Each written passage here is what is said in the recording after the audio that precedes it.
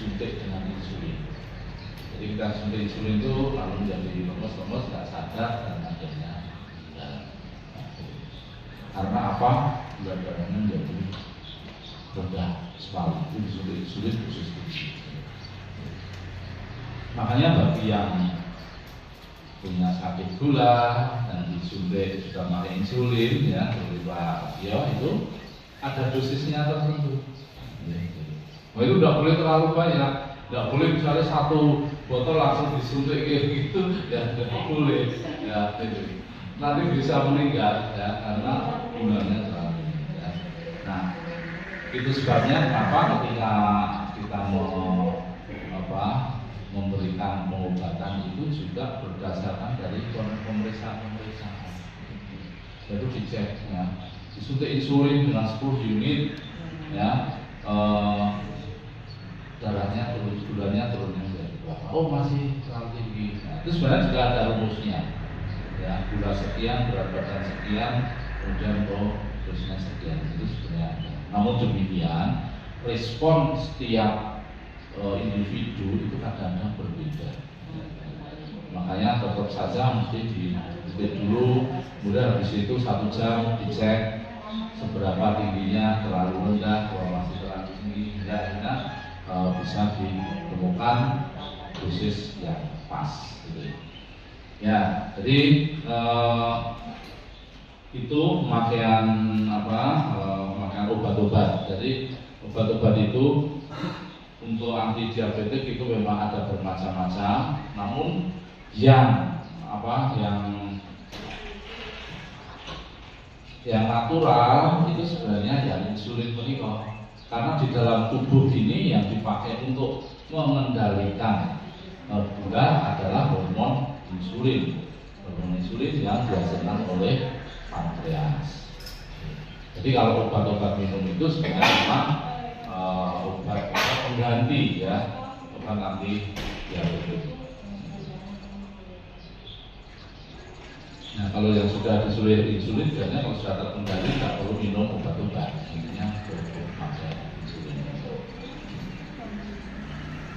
Jadi kemudian kita kembali untuk faktor risiko ya, tadi itu yang harus saya sampaikan. Faktor risikonya sekarang kok kemudian bisa sebelumnya normal kok bisa menjadi gulanya tinggi. Nah, faktor risiko adalah faktor-faktor atau hal-hal yang bisa menyebabkan timbulnya suatu gangguan. Nah, itu faktor risiko. Apakah faktor risiko itu kemudian pasti akan munculkan gangguan itu? Ya belum tentu. Ya. Jadi, tapi faktor itu bisa menyebabkan atau mempermudah terjadinya gangguan tersebut. Nah, ini salah satunya ya, faktor risiko. Kelebihan berat badan atau obesitas. Nah, ini makanya berat badan pun sebenarnya juga sudah ada hitungannya, atau yang disebut indeks massa tubuh atau IMT ya. Jadi kalau nanti IMT-nya 30 ya itu sudah obesitas ya. Nah, berat badan yang berlebih ini dapat meningkatkan risiko terjadinya diabetes tipe 2 ya. Karena orang yang kelebihan berat badan itu biasanya karena memang konsumsi kalorinya semuanya itu lebih tinggi ya, tinggi banyak. Nah, ini menyebabkan terjadinya risiko terjadinya diabetes tipe 2 ya. Tapi apakah pasti orang yang gemuk itu gulanya tinggi? Ya belum tentu. Nah, ini maka itu yang disebut faktor risiko ya, tetapi punya risiko yang akan meningkatkan itu ya. Contohnya saya meskipun belum masuk kategori obesitas tapi memang sudah kelebihan ya, berat badan. Nah ini, tapi gula saya juga normal ya, kadang-kadang malah cenderung agak rendah ya. Jadi memang belum tentu, tapi itu sudah bisa menjadi faktor risiko. Jadi ingatkan ya, faktor risiko itu faktor-faktor yang bisa menyebabkan terjadinya suatu gangguan. Tapi belum tentu orang yang ada faktor risiko itu lalu terjadi gangguan, itu juga belum tentu. Ya. Nah kemudian yang kedua, pola makan yang tidak sehat. Apa dalam kaitannya penyakit DM, yaitu konsumsi makanan yang tinggi gula, ya, tinggi kalori, ya, kemudian tinggi lemak, ya, itu dapat meningkatkan risiko terjadinya diabetes. Ya, ini. Nah, sekarang kita mau uji diri sendiri selama ini. Apa kita selama ini juga sering minum yang manis-manis, jadi yang orang manis orang bilang ya. Ada loh itu, kalau tidak manis orang goyang itu ada, itu ya, itu, jadi ada deh ini, ya, itu.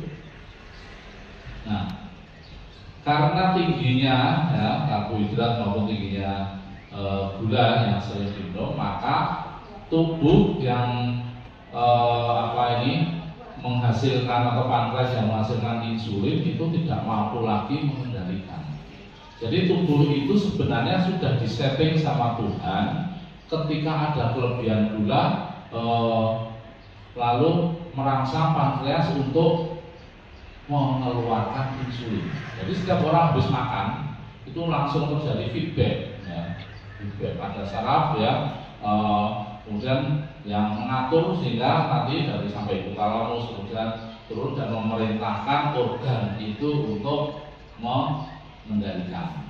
Sama ketika orang itu minum manis itu ada respon ya, reseptor di saraf itu kemudian yang membawa ke dalam otak ya, dan hipotalamus, lalu di sana otak itu akan memerintahkan kepada organ-organ yang kiranya ada masalah itu untuk mengendalikan. Nah dalam hal ini gula itu otak akan memerintahkan pankreas pada lalu bekerja ya, di kelenjar ya, itu di bagian pulau Langerhans namanya pankreas. Nah itu yang khusus untuk membentuk insulin. Lalu insulin dikeluarkan. Oh saya di dalam darah ada gulanya tinggi, lalu diperintah gitu. Jadi begitu canggihnya sebenarnya ciptaan Tuhan itu, lalu diperintahkan untuk mengendalikan sehingga tetap di dalam kadar yang normal di sekitar 100 ya. Itu ya. Tetapi kelenjar ini juga punya kemampuan. Nah, jadi bukannya tidak tak terbatas ya, tapi ada kemampuan.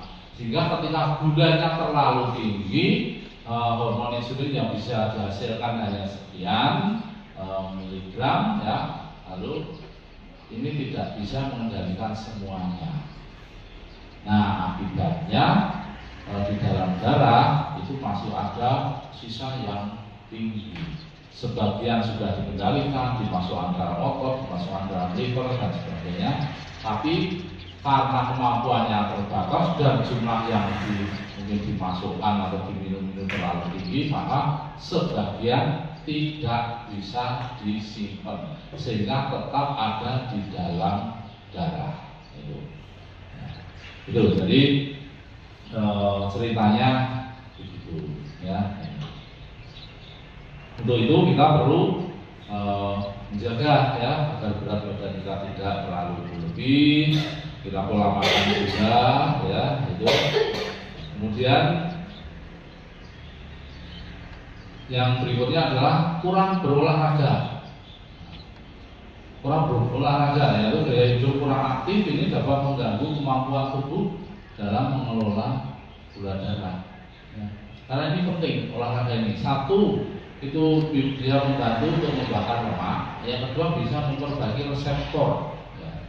Ya, reseptor daripada insulin itu sehingga menjadi lebih sensitif dan bisa kerjanya menjadi lebih Jadi atau ya, jadi apakah kemudian minum manis tidak boleh? Ya boleh, tapi dengan takaran-takaran yang tertentu. Ya, ini. Jadi ini sebenarnya bagi yang belum sampai terkena penyakit gula. Nah, nanti kalau sudah terkena, ya, kita memang harus mengendalikan itu, sehingga tidak menjadi semakin berat atau semakin tinggi. Ngerti ya?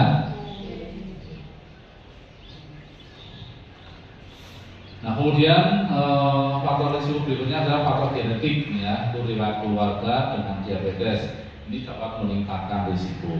Jadi kalau orang tuanya kena diabetes, ya, nah itu anaknya mempunyai risiko yang lebih tinggi daripada yang orang tuanya tidak menderita diabetes. Tapi apakah kemudian ketika orang tuanya menderita diabetes, anaknya juga menderita diabetes? Belum tentu, ya, itu. Ya. Jadi sebenarnya yang lebih banyak diturunkan itu sebenarnya bukan dari keturunan secara genetik, ya, itu memang ada, tapi biasanya yang lebih banyak diturunkan itu perilaku. Ya. Jadi ketika orang tuanya setiap hari minum teh manis di masker atau kopi manis, anaknya setiap hari juga melihat, oh bapak senang teh, pak aku tak ngicipi. Ternyata enak ginastrol, ya, kopi ternyata juga enak, maka kemudian melu-melu yang bapaknya digawe teh manis, anaknya yang jaluk, mak aku ya digawe teh manis, gue yang rada gede yang gawe dhewe. Nah, itu. Jadi itu, ya, itu yang sebenarnya lebih banyak diturunkan itu sebenarnya itu. Karena apa? Ya, setiap hari namanya anak, ya, itu pasti kan yang dilihat kan orang tuanya. Gitu. Nah, makanya kita sebagai orang tua nanti sudah harus hati-hati, ya, harus memberikan edukasi. Termasuk orang yang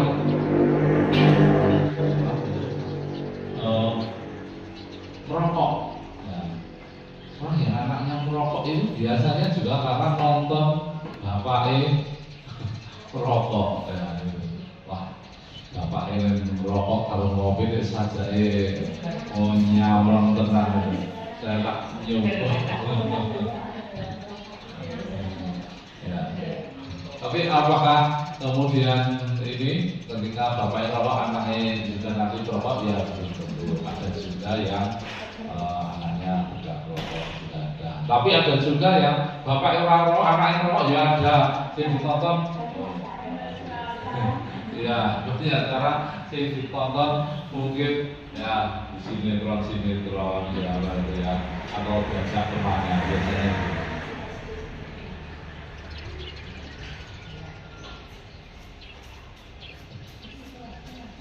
Iya, nah, ya. Jadi itu salah satu, ya, faktor genetik.